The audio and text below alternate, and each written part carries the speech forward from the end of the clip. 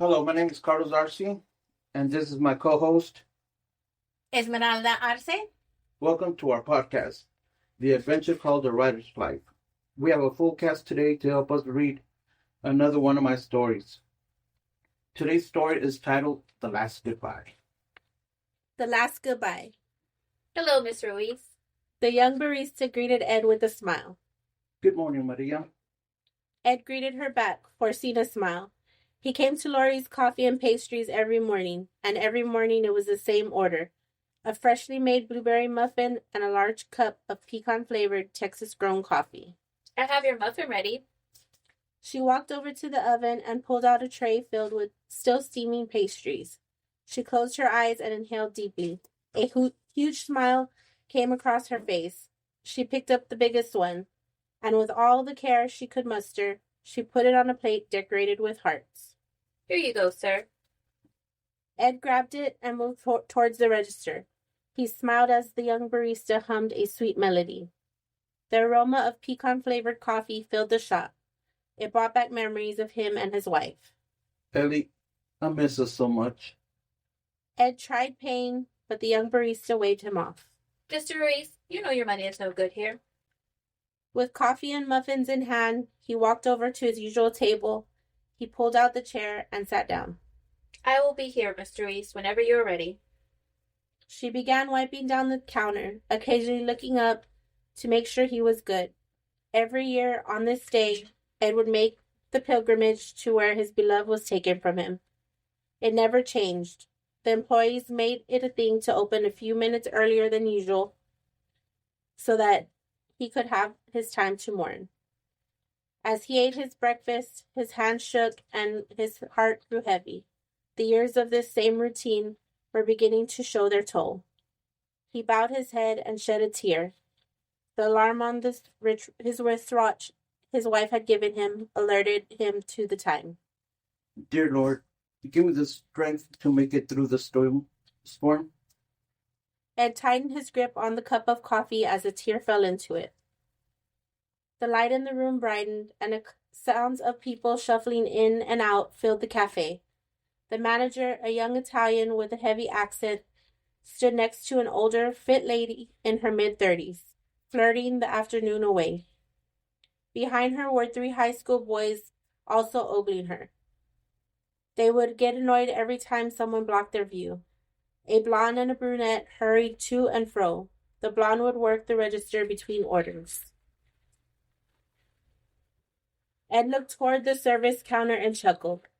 Boys will be boys. The cowbell on the door rang as it swung open, and 2 men in dirty jeans with long hair and tattoos walked in.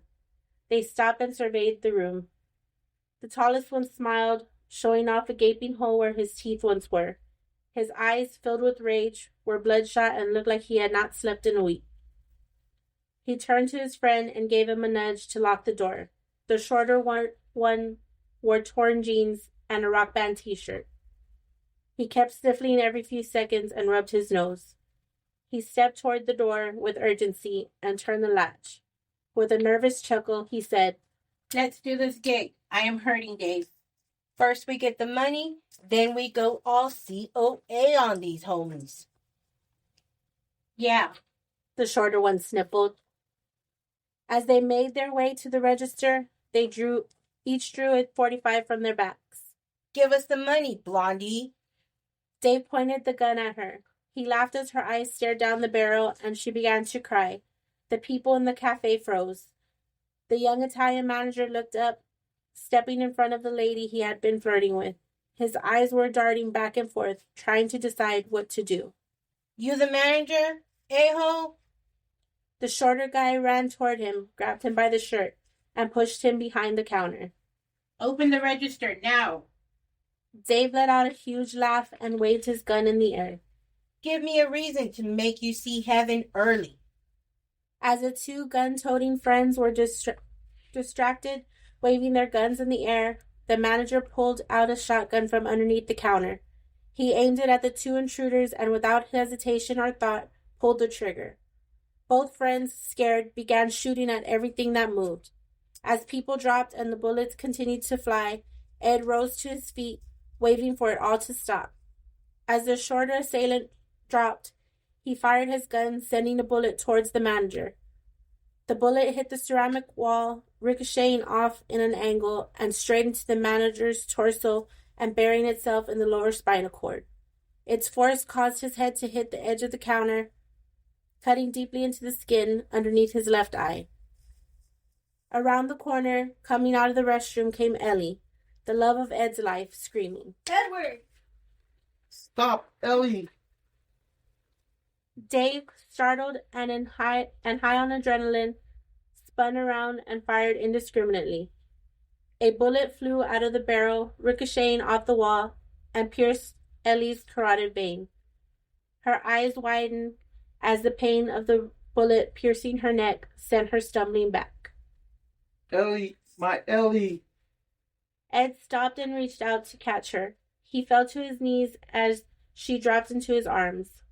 Instinctively, he pulled out his handkerchief, which Ellie had bought for him on their honeymoon, and pressed it against the wound. Why? Why her? He cried out to the heavens, and his heart began beating quickly. He looked back down to see Ellie's fading in his arms. In an instant, he was back in the cafe. The ghosts of all the people killed that day faded away from his mind, as did Ellie's. Now around him stood a group of customers with concern on their faces, their hearts filled with sorrow at the sight of a lone survivor reliving a horrid nightmare.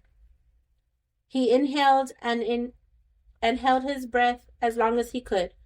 He balled his hands into a fist as he waved them in anger and despair. One after another, he slammed his fists onto the hard floor. His frail skin split open with every impact his hands made, leaving blood marks. Mr. Reed, it is time to go. An arm wrapped around him, trying to comfort him. Not until they pay for taking my Ellie. He cried into her comforting arms. This time it was different. He let it all out. He cried harder than he had ever cried in years. I will not rest until she gets her justice. They paid Eddie. The stranger rubbed his back, calming him down. She will not rest until she knows you are okay. Eddie clenched his chest and slowly slipped onto the floor. Ellie! His words faded as his eyes closed. It's time to come home, Edward Robert Louise. A voice whispered. I want to go home. I'm tired. Let's go home, Edward. He rolled onto his back and saw the most beautiful face he had ever seen. It was his Ellie. She stood above him, dressed in white, and her dark black hair was waving in the gentle breeze. She reached down to him, and he grabbed her hand. The room lit up so brightly it blinded him. Oh, how I have missed you, Elizabeth Marie. Call the paramedics. I think he's having a heart attack. The customers yelled at each other. The manager, now a middle-aged man and paraplegic from being struck by a ricocheting bullet on that fateful day, motioned for them to step aside. Let him rest. The paraplegic manager told everyone. Sadness and relief hung heavy in his words. He carried the guilt of his actions and Ellie's death like a cross around with him. He rubbed the scar underneath his eye, his constant reminder of the action that caused a lot of lives. Over the years, he did his best to keep watch over Ed. He felt it was the least that he could do for causing his loss. He has suffered enough since that dreadful day. The customers all bowed their heads, some taking off their hats. Rest in peace, with your beloved Ellie, dear friend. The man in the wheelchair cries as he closes his eyes and made the sign of the cross. The end. I would like to thank our cast for helping us read this story. Allow us to introduce them. Natasha Jung as narrator. Stephanie Paez as the barista. Michelle Croft as Ellie. Esmeralda Arce as Dave.